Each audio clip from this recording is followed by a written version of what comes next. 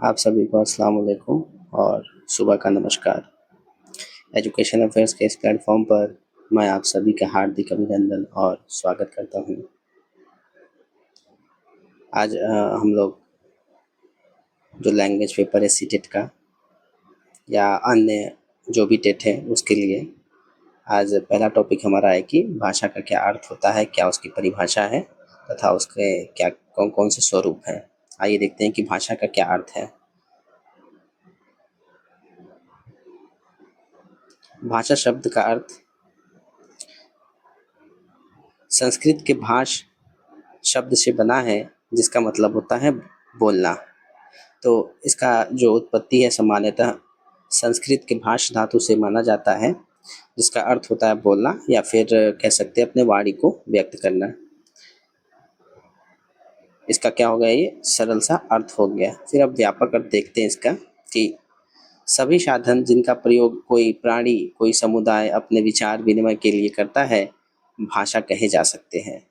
तो सभी साधन ऐसे कोई भी रिसोर्सेस जिसके द्वारा हम लोग क्या करें, अपने जो वाणी है उसका प्रयोग करके या फिर अपने विचारों को जब आदान प्रदान करते हैं तो वो भाषा कहे जाते हैं। अब इसका संकुचित अर्थ देख लेते हैं कि संकुचित अर्थ में भाषा क्या है कि स्वैच्छिक व्यक्ति ध्वनि संकेतों की वह व्यवस्था जिसके माध्यम से कोई मानव समुदाय परस्पर सहयोग तथा व्यवहार करता है भाषा कहते हैं। ये परिभाषा दी गई है ब्लोचर्ड ट्रेजर के द्वारा कि जब कोई व्यक्ति किसी ध्वनि के संकेतों के द्वारा जब उसको एक व्यवस्थित रूप के माध्यम से किसी समुदाय के साथ या फिर किसी व्यक्ति के साथ सहयोग तथा व्यवहार करता है या उससे बातचीत करता है तो उसे हम लोग भाषा कहते हैं। अब देखते हैं कि भाषा की परिभाषा क्या है विभिन्न विभिन्न विद्वानों के द्वारा। जो व्याकरण के विद्वता है, देखते हैं उनके द्वारा क्या परिभाषा है। सबसे पहले देखते हैं डॉक्टर बाबूराम सक्सेना के द्वारा कि भाषा की क्या परिभाषा है कि जिन ध्वनि चिन्हों के द्वारा मनुष्य आपस में विचार विनिमय करता है उस समष्टि या फिर मूल रूप या संपूर्ण रूप को या उससे उसकी भाषा कहते हैं। कि जो भी ध्वनि चिन्ह है जैसे क हो गया, ख हो गया, जब उसके द्वारा है ना एक सार्थक शब्द बनते हैं तो जब उसके द्वारा व्यक्ति विचारों का जब आदान प्रदान करता है या आपस में बातचीत करता है तो उस जो संपूर्ण रूप को हम लोग उसकी भाषा कहते हैं। फिर दूसरा है स्वीट महोदय के द्वारा कि ध्वनियात्मक शब्दों द्वारा विचारों की अभिव्यक्ति ही भाषा है।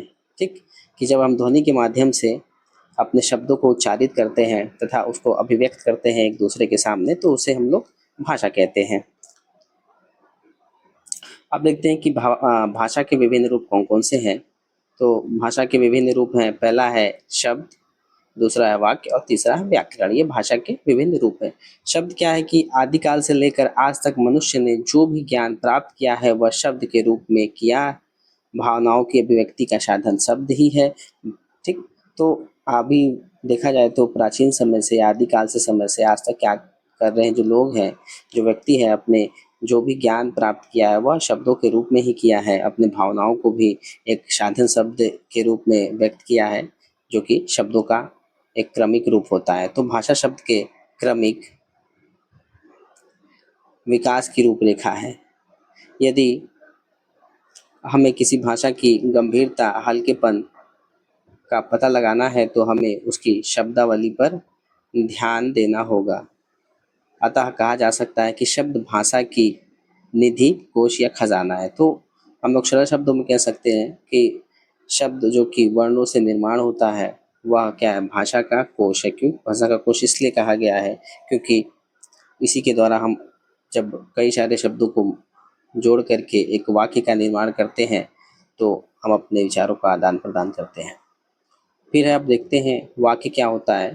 तो आप लोगों ने पढ़ा ही होगा वाक्य क्या होता है, इंग्लिश में पढ़ा है, तो आज हिंदी में थोड़ा देख लेते हैं कि कई सार्थक शब्दों के मेल से वाक्य की संरचना होती है, वाक्य का निर्माण होता है। कि जब कई सारे शब्द मिल करके एक सार्थक जो शब्द हैं या सार्थक बात का जब अभिव्यक्ति देते हैं तो उसे हम लोग वाक्य कहते हैं। तो मनुष्य की विचारधारणाओं, भावनाओं, आकांक्षाओं का प्रतीक वाक्य ही है। जो भी हमारे विचार हैं, जो भी हमारे भाव हैं, जो भी हमारी इच्छा है, उन सब का प्रतीक क्या है? वाक्य। क्योंकि हम इन सब को एक वाक्य के माध्यम से ही आपस में क्या करते हैं, विचार विनिमय करते हैं। तो मुख से निकलने वाली सार्थक ध्वनियों का समूह, जिससे व्यक्ति की आकांक्षाओं, विचारधाराओं, भावनाओं का दिग्दर्शन या दिशाओं का दर्शन होता है, उसे हम लोग वाक्य कहते हैं। तो आज हम लोगों ने देखा कि भाषा का अर्थ क्या है, उसकी परिभाषा क्या है, विभिन्न विद्वानों के द्वारा क्या परिभाषा रही है, और भाषा के विभिन्न कौन-कौन से स्वरूप हैं, उसके विषय में हम लोगों ने आज चर्चा किया।